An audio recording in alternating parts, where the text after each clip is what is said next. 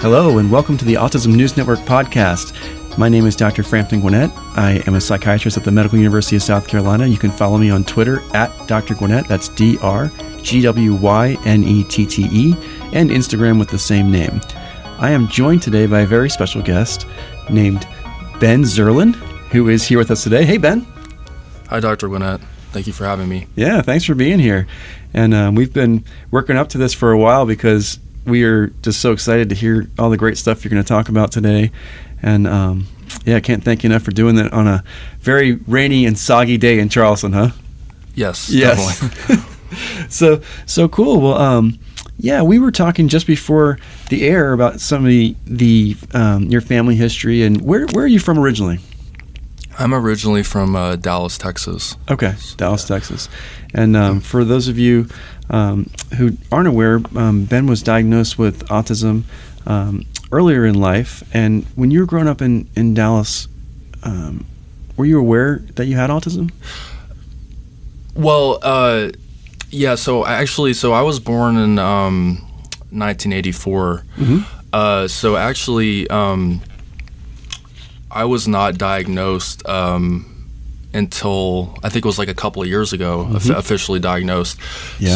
So growing up in the 80s, no, I was not, but I had so many like unusual habits and mannerisms that my parents noticed, my teachers noticed, and there was no explanation at that time. So like when I went into preschool, I started preschool when I was like 3 years old. So this would have been, 86, 87. Sure.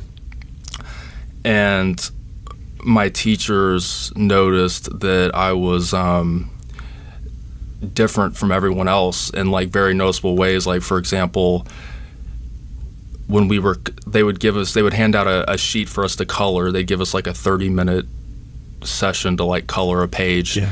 And all the other kids would just kind of color everything in really fast with the crowns or crayons. Scribble it in.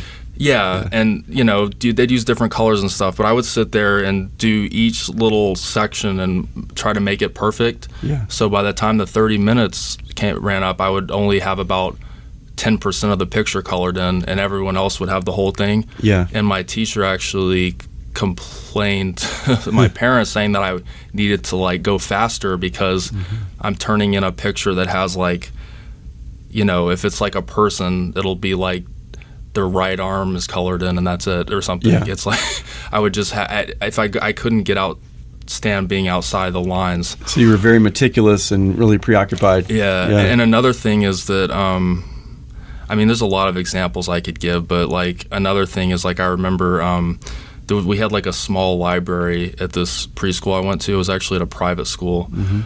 And I remember they told us we could check a book out, and I picked out a history book that was like for like I think like first grader, because it was went all the way up to elementary school. So I picked out like I wanted to check out the history book, even though I didn't know how to read. Yeah, so it wasn't Dr. Seuss or some other kid's book. You were picking out a book for. Yeah. But it's not that I didn't like Dr. Seuss or anything. I had had those books up to that age, but I just like I wanted to go through and like look at the pictures. It had like a lot of like Native American history, like the book that I picked, and I was like looking at the pictures of them like hunting buffalo and stuff, and like kind of pretending like I could read even though I couldn't, like looking at the words and just like going through and looking at the letters even though I couldn't actually read, but I was like pretending I could read because it excited me to the idea of being able to read. Yeah. So but my teachers like thought that was like really strange that I was sitting there with this book and like trying to read or something. It was, So your interests were different than other kids right from the start. Yes, and also I started getting bullied like almost immediately, starting in preschool.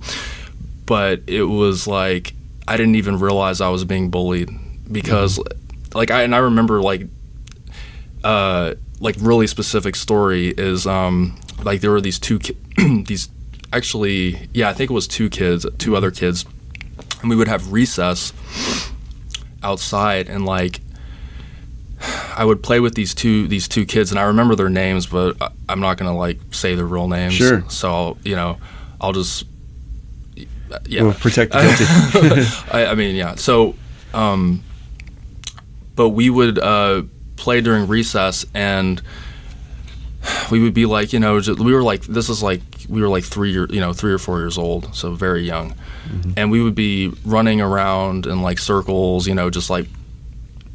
just that kind of playing, not like playing like an actual sport or like on a swing set, or we would just be like kind of goofing around type of playing. Right. But they would be pushing me down on the ground and like laughing, and they would do this, and like this would be like every day, and I thought that was like us playing, like I thought that was normal. Yeah. But they were like ganging up on me, and like just like I would stand up, I would get up again, and then they would like run around me and like push me down again. Yeah. And it was like that for like, it was like every day, and that I remember not understanding that wasn't normal, or there was like anything wrong with that. Yeah. And they were like laughing at me. But and then after preschool, like when my dad would pick me up a lot of the time, and he would ask me like what I did, and he would ask me, usually would ask me who I played with. Yeah. And I would tell him, I played with these two kids, and that's all I would say. Yeah. I wouldn't say, and they kept pushing me to the ground and laughing. I wouldn't say that. I would just say I played with so and so. Yeah, and the teachers weren't really picking up on what was happening. No, I don't. Yeah. I don't remember them ever noticing or caring. Yeah. Yeah. But So, just they wouldn't like. They didn't, I mean, they weren't like punching me or with their fists, but they were like pushing me around and like pushing me to the ground and stuff. So yeah. So even then there were signs that, I mean, that's really hurtful to go through that. And all these years you can still remember what happened. Yeah, I remember it like really clearly. Yeah. Yeah. Were you like sad at that point about it? Or No, I did, at that point I didn't even understand what was going on. Yeah. But when I got, I would say probably as I got a little bit older, I would understand what, like, that I was being bullied. Mm-hmm. Maybe like a couple of years later, maybe when I was like 5 or 6. Yeah. But at like 3 or 4 years old, I didn't understand that that's what was happening. Right. And how did you do like in elementary school and middle school? Really badly, really badly. Well, I started out in private school because I went to the preschool, and I continued. And this was kind of like a private religious type school. Yeah. So they did sort of have us like looking like there was some of that, like there was like prayer, like we would like read say a prayers in the morning and things like that, like before class. So it was that type of private school. And the kids that went to that school tended to be a little bit a lot of them had like kind of wealthier families, maybe not even necessarily like super wealthy or anything, but it was like I think like so I guess let me just skip ahead and just say I think that because I eventually went to public school, and I do think the bullying at public school was much worse than when I went to private school. Okay. So I know that's kind of skipping ahead, but because at the private school, even though I was teased and made fun of and stuff, I do think that I do remember kids making an effort at times to try to be nice to me. It's not all the time, and it depended on who it was. I mean, there were some kids that were just mean-spirited, and then there were other kids that tried not to be mean. I could tell I could remember. But like during recess, everyone was playing football because it was Texas, and football is like really big in Texas, and I couldn't. I was terrible. Quickly realized I was terrible at sports, and all the kids were on sports teams, so I joined the teams because everyone did it, but I was so bad at it that it was just so it was horrible. You found yourself, it sounds like, being excluded. I was excluded a lot, and unless it was like something where the entire class was being invited, like for a birthday party. Mm-hmm. I usually wouldn't be invited unless it was like the entire class or something. Yeah. Yeah. And so growing up, did you have a lot of like sleepovers or get-togethers with friends, or was it kind of lonely? I did, yeah. I mean, when I was at the private school, I did have some sleepovers, but my parents like would set up with the other parents. Yeah. And it depended on, like, I remember a couple of them were okay, but I remember like this one kid, I wanted to, Yeah. all I wanted to do, I wanted to like play video games with him. Yeah. This would have been like back in the early 90s. Early 90s, yeah. And he wanted to go. There were some other kids in our class that lived nearby that were within walking distance, and he wanted to walk over there and play football with them, and I didn't want to, so he got mad at me. I remember that, like he was sleeping over, and he didn't want to do what I wanted to do. Yeah, that's hard because you find yourself even at your own sleepover being excluded. I had for that. no interest in sports. I hated it. Like, I've never liked playing sports. Yeah. I think people don't realize that sports or other activities can be such a big part of how we socialize and make friends. I use an example that I recently got together with some high school friends. I've been out of high school for almost 30 years now. But when I got together with some friends to go to a concert last summer in Chicago, as I was flying home, I realized that we had all played baseball together. And even though I haven't played baseball in 30 years, the reason that we became friends was partly because we played baseball. Yeah. And thinking, like you said, like if you're not part of the sports teams or other activities, the friends just don't come, Yeah. And I was, and the thing is that I was on the teams, at least when I was in private school, because like pretty much every single boy was on the team at this private school. Yeah. But I was awful, like, at the sports, so it was just a miserable experience. I would always get I would just be like either sitting on the bench or playing a position where I would just be standing there the whole time, or not actually like getting doing anything with the ball or actually contributing to the kid's parent. I remember one kid at one point telling me that his parent, like during a basketball game, like his parents were laughing at me because during the game I wasn't able to keep up with running, because in basketball you have to switch sides of the court, go back and forth. Yeah. And I was like not able to keep up like with the running back and forth. I was like going really slow. Yeah.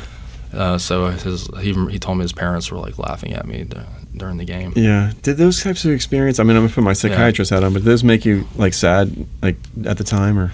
It makes me, I mean, there's a part of me that wishes I could have like stood up for myself a little bit more, but I would say that's really, because I really never really stood up for myself too much.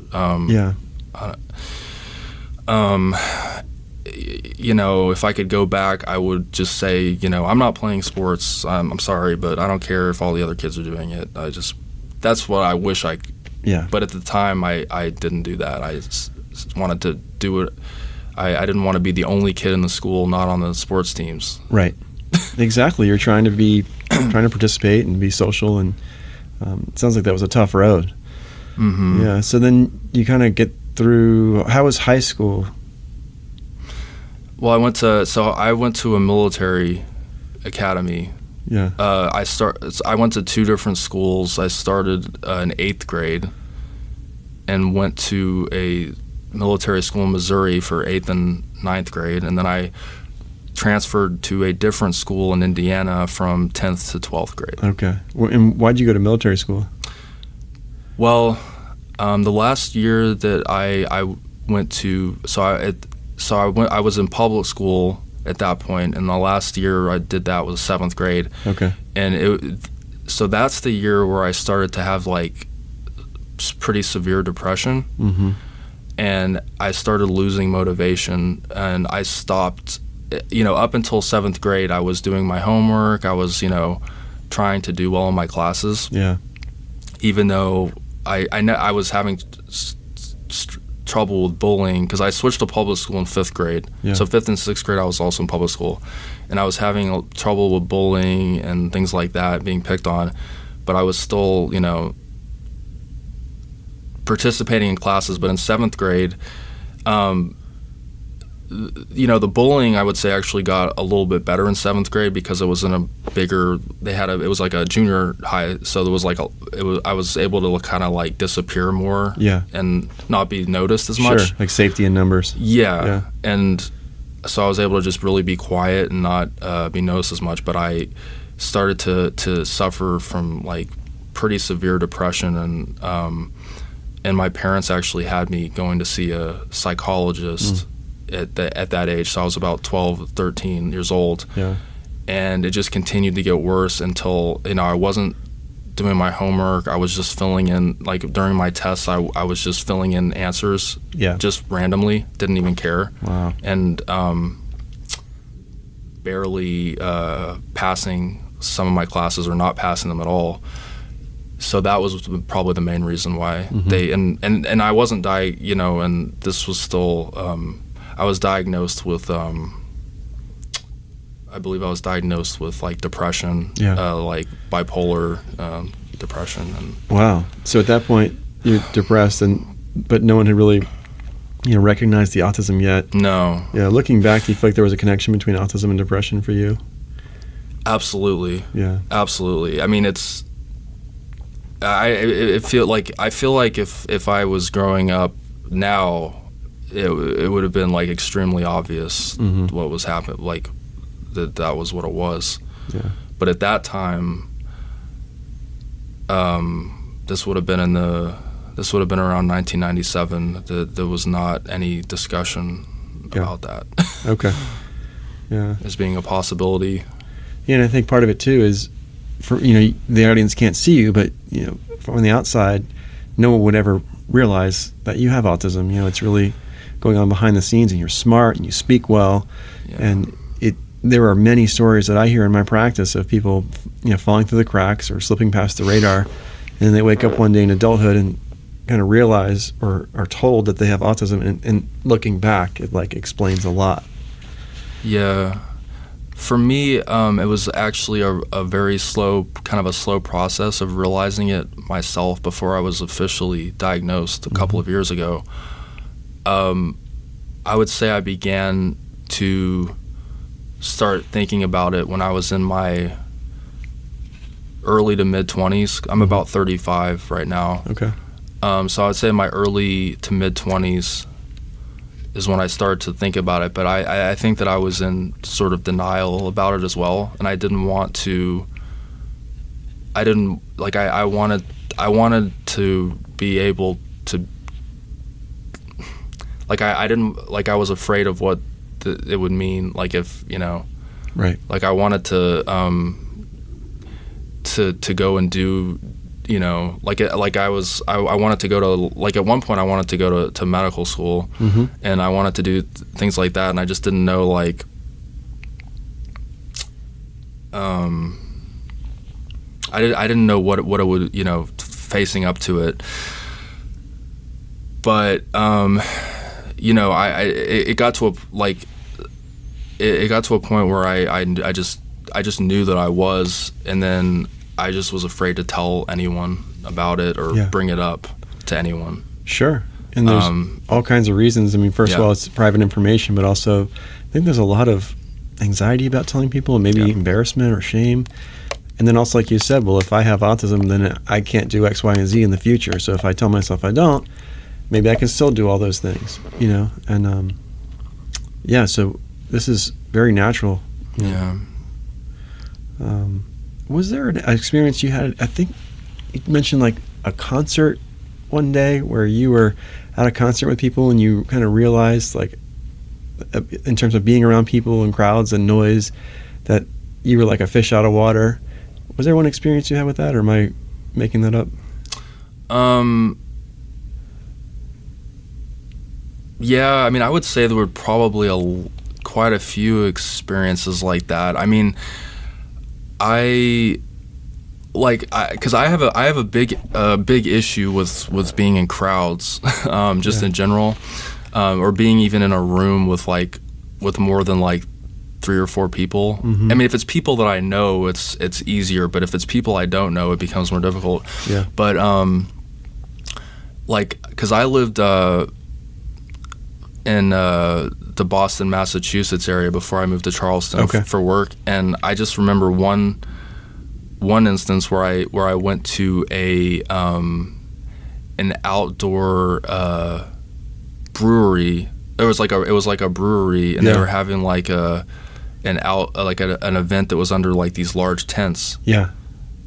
And it was from people from work that I went with. And I remember, and during this, it was like a bunch of people packed in very close together, and there was like hardly any room to walk. And I just basically had like pretty much a full like panic attack, pretty much. Yeah. And like I know that I always tried to avoid those types of situations. Like when I was younger, I always would try to avoid being in places where there would be a lot of people, like a lot of crowds. And I guess that was just a time where I wasn't expecting it to be that way. Yeah. I didn't know what I was getting myself into. And then I was stuck in this tent, and I had taken like a bus there with other people, so I was afraid. I was kind of stuck there. Yeah, that's not a great feeling. So it was the noise level, and also like the people just being kind of crunched in like sardines a little bit. Yeah, and having to stand there and not feel like I can't go anywhere else. Right, being trapped. Yeah, and that just caused a lot of anxiety. And yeah, I remember like people were trying to talk to me, and I was like barely able to respond. Like I wasn't able to like talk with people, have like a conversation at that point. So I was probably looked very strange to everyone. Yeah. Well, I think it was very noticeable that I was having some issues. Yeah. Well, I mean, you felt it was noticeable on the inside. It's probably people didn't really realize as much as you experienced, but that's hard, because if social scenes like loud places, parties, gatherings, concerts, restaurants, if those aren't your strong suit, it can be very isolating. So yeah. Do you remember that one moment, like when you got diagnosed? Like how did it play out in your mind? Like when somebody said, "Hey, this is what's going on." Like, was it difficult? Well, I already knew. I knew. Like I was 100% sure, in deep down that I was autistic. I think by the time that I finally came and made the appointments, so I was sure within myself at that point.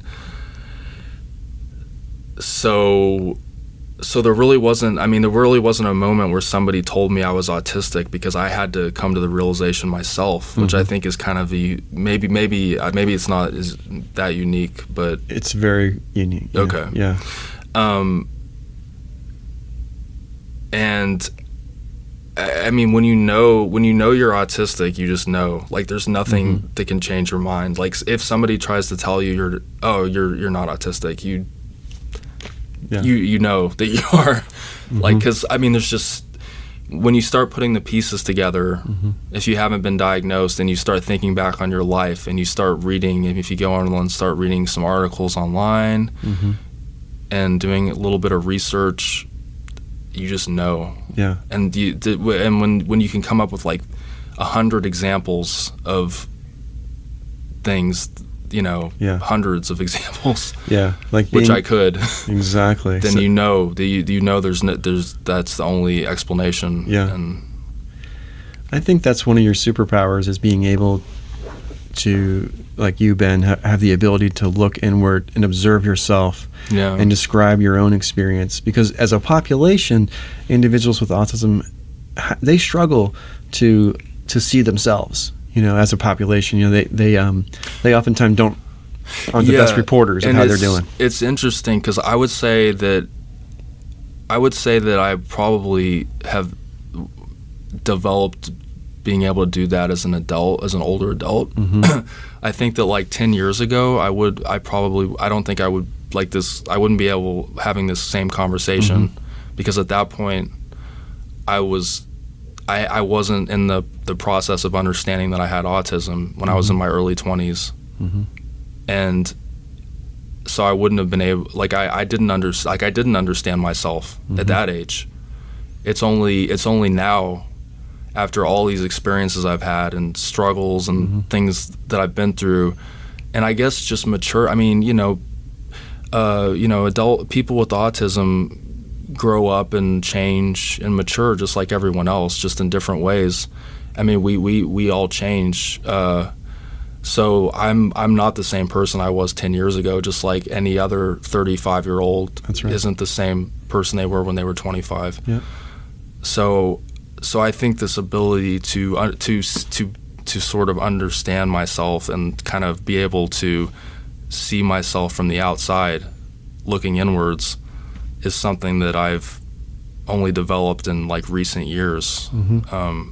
Yeah, and your willingness to share your story and to be so brave has touched, I can tell you, so many lives, because you came, I guess probably about a year ago now, that you came to the Autism News Network to be interviewed by a group of individuals with autism. Yeah. And what was it like being on the set with the Autism News Network crew? Well, it was really great because I don't really get to be around people that are openly autistic, that are, because I mean, you might be on a bus, and there might, like, if I might be on a bus one day with 2 or 3 people that are autistic and not know it, right? Because we're just sitting there going about our daily routines. But I don't ever meet, like in my day-to-day activity, going to work, coming home. I don't interact with anyone who's autistic. Yeah.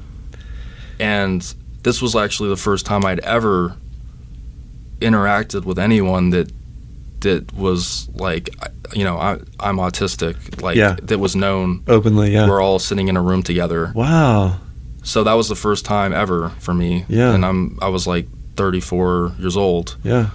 So in that way, it actually just made me, like, I just feel I've been able to accept myself for who I am. Like like in the past couple of years, and just be able to accept that this is how I am, and I'm going, I like to spend most of my time alone. It's very unusual compared to the population, right? But that's who I am. Yeah. I can't change that I feel safe and at peace when I'm alone and everything is in its right place and there's no disorder and that's how in not feeling anxiety and just being in the room with other people who are autistic and seeing how similar I am to them. And we're all different, but we all have so many similarities, and I feel like I have more in common with anybody who's on the spectrum. I feel like I have a lot in common with everyone that's on the spectrum compared to someone who isn't. Yeah. So I just felt so much better about having, like, self-esteem and things were improved. Yeah. After that. Yeah. Absolutely. And it was so impactful, and I think all of us felt, and for our audience listening, if you have autism and you're listening to this, or if you love someone who has autism and you're listening to this, I want you to know that if Ben can do it, you can do it. And that's what I see and what I feel when I talk to you, Ben, because you just touch lives and you inspire people through your everyday, experiences and sharing those. So it's a really cool thing. So you can see Ben's video up on our Autism News Network page, which is theautismnewsnetwork.com. He did a couple interviews with us. I remember one of the topics we touched on during your interview was your work. And tell us about what you do. So I work in a research lab here at MUSC. Yeah. And I'm the lab manager in the lab. And you want to give a shout out? A shout out? Yeah, shout out to Dr. Cowan's lab. Yes. And I have a lot of different responsibilities, but but our research lab, one of the topics we actually study autism in the lab. But when I first started working in the lab, we weren't studying autism. Mm-hmm. So I've worked in this lab for over 10, I think like about 10 years now. Wow. So it's kind of just it's interesting that I happen to be an autistic person who's working in this lab, because it's sort of almost a coincidence, I would say. Yeah. Because when I first started working in the lab, weren't even studying that. But as far as my actual job, there's just so many different things I do. It would take a while to explain everything. I do Sure. get to work with research animals. I get to work with mice and rats, and I enjoy that. Yeah. I'm a big animal lover, and I think that mice and rats are awesome. Yeah. And, so They are. yeah, and they're a lot more friendly than people realize. Yeah. until you worked with them. So Is that right? Mm-hmm. Yeah. Yeah, especially mice. I think that people are afraid they're going to get bit by mice, and they're like super super sweet animals. Yeah. 99% of them. Sure. And so you guys are doing, is it like behavioral research, or is it like genetic research, or kind of a combination?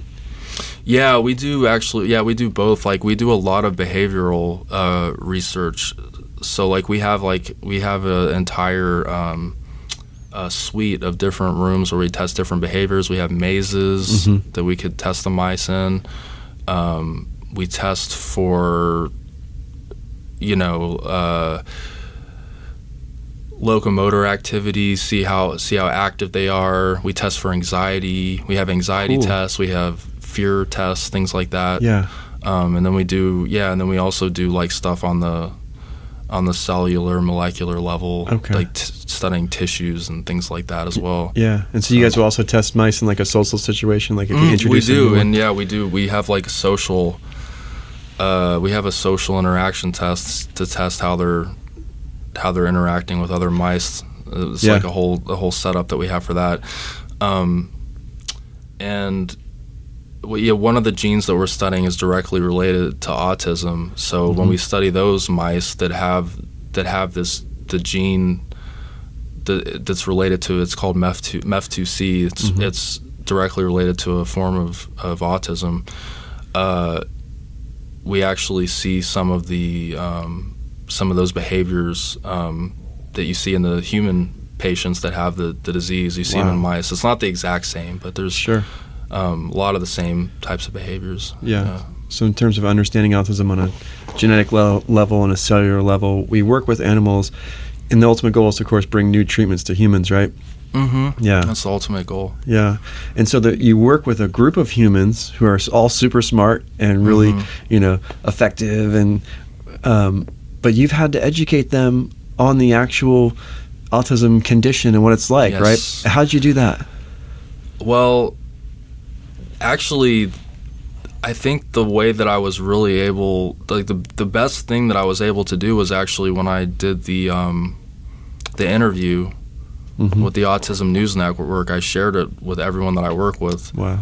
And that was a way for me to, well, I had already, I think everyone knew at that point, because I had mentioned it to everyone before that. But that was a way for me to share it in a way that was natural, that seemed natural.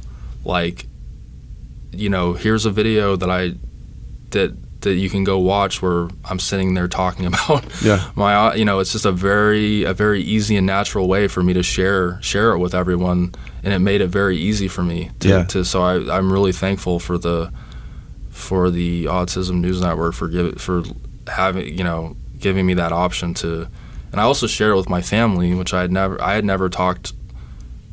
I had maybe once or twice talked to my mom and sister about it, and I shared the video with them a little bit. I actually waited a while to share it with them, but I eventually did share the video with them, and they watched it. Yeah, what did they say about it?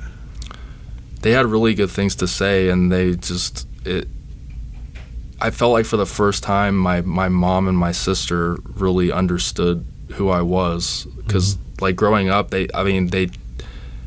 I had so much trouble with everything, and it was just a constant like, what is wrong with, like, what is going on, what's wrong with him, why is everything a disaster, and that I feel like now they understand who I am, like, actually. They I think they went and did some reading and read some things about not only who you are, but also what a struggle it was, and also that you were doing an A+ job of, battling through all the challenges. And I think a lot of people from afar would be like, hey, what's wrong? Well, a lot of things are right, but they don't make the news or the headlines. It's like all we can see is, hey, why is he playing sports, and why is he depressed? So I think we see a lot of patients who are doing amazing, but by the world standards, they're not, quote, measuring up, Yeah. The one thing that makes me feel really happy is knowing that things are a lot different now for young children growing up that are similar to me. Yep. I think that almost all of them are going to have a much better experience, and they're going to be diagnosed, and they're going to probably be put into programs, or I think their school's going to know about it. And support at their school, and I had none of that. Right. And it was horrible, and I wouldn't wish that on anyone. So yeah. Absolutely. And you're doing a great job at raising awareness as we speak, because we're going to share this, and I know it's going to inspire people. And yeah, it's amazing. So in terms of the future, what do you see for yourself going forward? Well, I like things to stay the same. Yeah, change is not your friend. I don't like change. So if I could have it any way, I would have everything just be the exact same as it is right now. Yeah, exactly. So hopefully everything is just I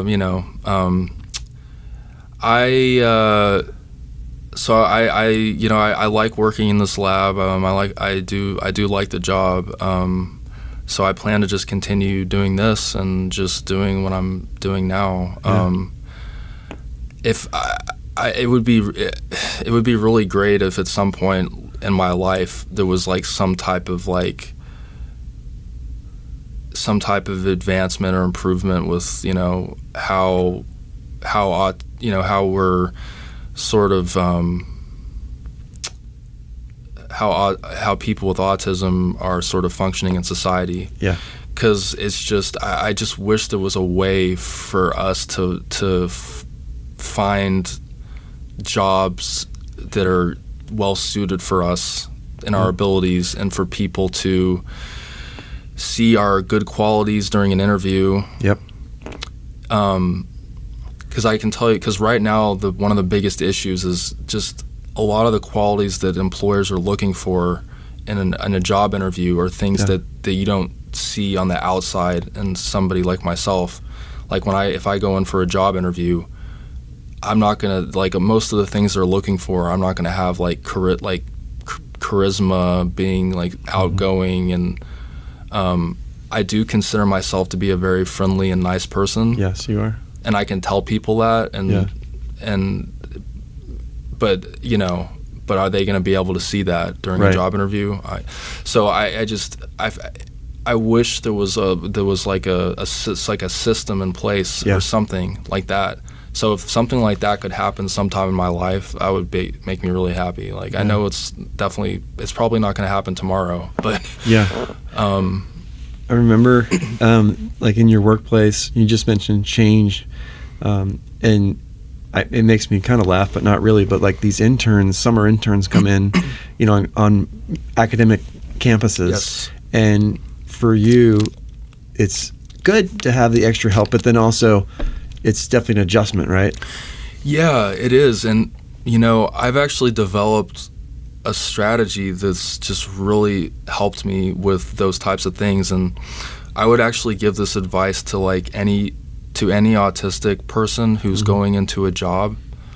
If you're starting a new job, or even if you're a job that you've already at, this is something that took me a while, like such a long time to learn, and it's kind of a skill to develop. But just always be positive and friendly to everyone that you work with, and like emails especially is where you can really make a difference with when you're sending. If you're at a job where you send emails to people, if you always try to sound very nice and positive, and I even like use emojis and things in my emails now. Sure. Then people tend to respond in a positive way to you. Yeah. And I found that I've been able to avoid having difficult it's helped me to avoid having like difficult interactions with people. Yeah. When I'm just always making an effort to be nice and friendly. And it's not an easy thing to do. It takes practice, and you kind of have to force yourself. Yeah, it's like putting an exclamation mark at the end of a sentence to like show enthusiasm. I use a lot of exclamation marks. I use emojis. And at first when I started doing it, it was very awkward. Yeah. I wouldn't say that's my natural personality. Right. But when you force yourself to do it, it sort of becomes your natural. It does become your it becomes you. Yeah. When you do it, you make yourself do it. And that right there is growth and development. Like you mentioned earlier, that you're constantly growing. And then I don't know if you'd be willing to share with the audience, like, I think you've received some support at work. I mean, you're doing your job, and you're doing your job really well, but there is some support that you asked for. Can you tell us about that? Well, one of the things is that it's really important for me to have a quiet place where I can focus. So that's one of the changes that I had needed to request at one point in the last couple of years. Is I was having trouble focusing on work because if people were talking around me, my brain would just it was like it would just stop working. I couldn't focus on anything, and it was a very frustrating experience to feel like I had work I needed to do and I just couldn't do it because so noise for me is a big issue. So having and also for me, I need to. It's hard for me to have people like sitting close to me. Like I feel like I need like personal space as well. So that was a thing that really helped me when I was able to. So that was a change that was made. Another thing that's important for me is just having a person at my job that I can come and talk to if I'm having any sort of issue with like any type of interactions. Yeah. And I've had that over the past couple of years. That's awesome. I've had someone I can go and say, this person came and asked me this or told, and what do I do? Or how should I handle this? Or can you talk to them for me? Sometimes this person might talk to the person for me and help. Yeah. So that I think that's really important, is being able to have somebody to talk to, and that's why I think that it's so. I mean, being open about the fact that you're autistic when you're at a job, I'm realizing for me is pretty much crucial. Right. Because it just doesn't really work. You can't get help if you don't ask for it. And people don't understand you. People don't understand why you are the way you are if you don't come out and say that you're autistic. Yeah. So and you're doing the work. It's just we all need support. Everyone needs support. Yeah. And we had a young man on here a couple weeks ago, Patrick, who got his Eagle Scout. Yes. He had some support, but he got the Eagle Scout and he did all the work. Yeah. He just needed a little bit of support. Yes. Yeah. And that I think it's hard as human beings. We struggle. All of us struggle to ask for help, and I give you props for that. And it takes a lot of heart to do that. Thank you. But I'm glad it was well received, and you are. So the person is very encouraging and supportive, and yes, that's huge. That's great. And did you do like a little talk to your coworkers at one point? Yes. Yeah. So we have several people in our lab who we have several areas of research in our lab, and we have a few people who are focused on studying autism, and then one of the researchers in our lab was doing a presentation related to her autism research from the lab, and I emailed her and my boss and asked if I could share a story before her presentation that's related to my autism, and it specifically was about how the issues that I have with noise and sounds and sensory issues and things like that. And actually, the story I shared was how I deal with noise at my apartment where I live in my personal life.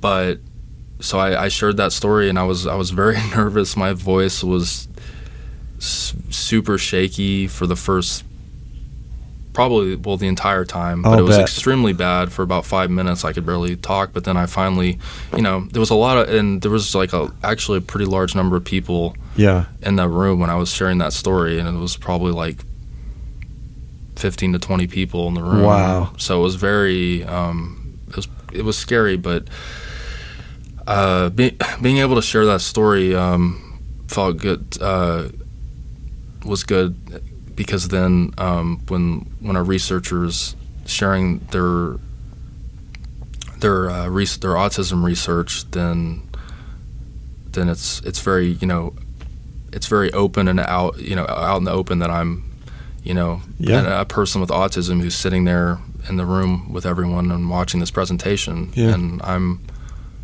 autistic, and I'm sitting here and and watching it just with everyone else. That's right. Yeah. That's right. I really think it really hits home, and that's just a wonderful illustration. And it really does touch people and inspires them to do the great work that they do. Yeah. So cool. So this has been the Autism News Network podcast. We thank you for joining us. Ben, thank you so much for being here. Thank you, Dr. Gwinnett. Yeah, Ben Zerlin from the Medical University of South Carolina. This has been a great time talking to you. We need to do this again. Yes. Yeah, absolutely. There's lots to talk about. And you can follow me at Dr. Gwinnett, DrGwynette, on Twitter and Instagram. And please check out our website, theautismnewsnetwork.com, where you can see lots of great content, not only first-person interviews and videos, but also some guest speakers as well. We interview experts in the field of autism, and we update our content all the time. So we hope that you'll join us again on a future Autism News Network podcast. Have a great day.